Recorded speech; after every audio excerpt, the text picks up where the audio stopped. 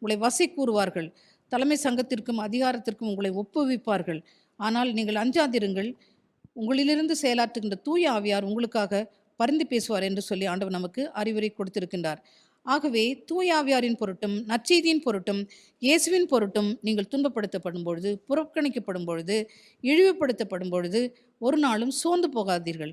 மாறாக மகிழ்ந்து களி கூறுங்கள். எந்த சூழ்நிலையிலும் இயேசுவே ஆண்டவர், அவர் ஒருவரே மெசியா, உண்டானது எல்லாம் அவராலே உண்டானது, அவர் ஒருவரே கடவுள் என்று சொல்லி வல்லமையோடு போதிங்கள். மனுக்குலத்தை பாவத்திலிருந்து மீட்க அவர் மனிதனாக பிறந்தார். ஏராளம் பாடுகள் பட்டு ரத்தம் சிந்தி 3ஆம் நாள் உயிர்த்தெழுந்து விண்ணேற்பு அடைந்து நமக்கு அவர் மீட்பை வழங்கி இருக்கின்றார். நமக்கு இறுதி தீர்ப்பு வழங்க மீண்டும் வருவார். நம்மை விண்ணிற்கு அழைத்து செல்ல அங்கே ஒரு வீட்டை அவர் தயார் செய்ய போயிருக்கின்றார். இந்த சத்தியத்தை நீங்கள் எந்த சூழ்நிலையிலும் போதித்து கொண்டே இருங்கள்.